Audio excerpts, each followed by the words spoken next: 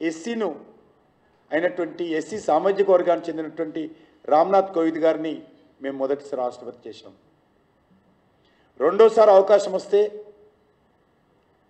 ఒక గిరిజన సామాజిక వర్గానికి, ఒక ఆదివాసీ సామాజిక వర్గానికి చెందినటువంటి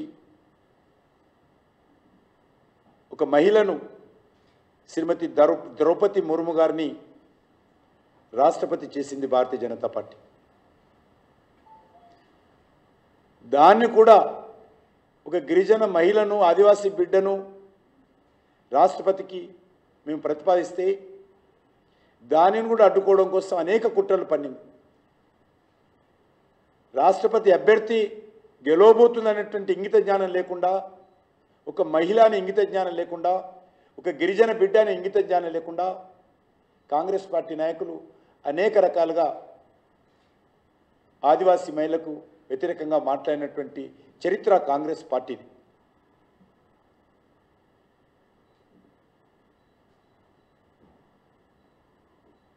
దేశంలో మొదటిసారి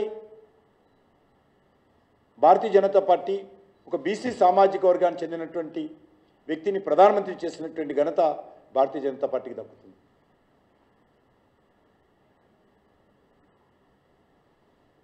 అందుకే ఈరోజు నరేంద్ర మోడీ గారు మూడోసారి ప్రధానమంత్రిగా కాబోతున్నటువంటి సమయంలో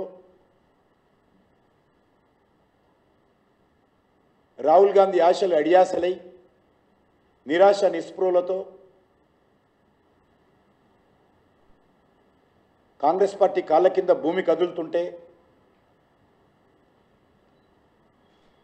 నరేంద్ర మోడీ గారి నాయకత్వంలో భారతీయ జనతా పార్టీ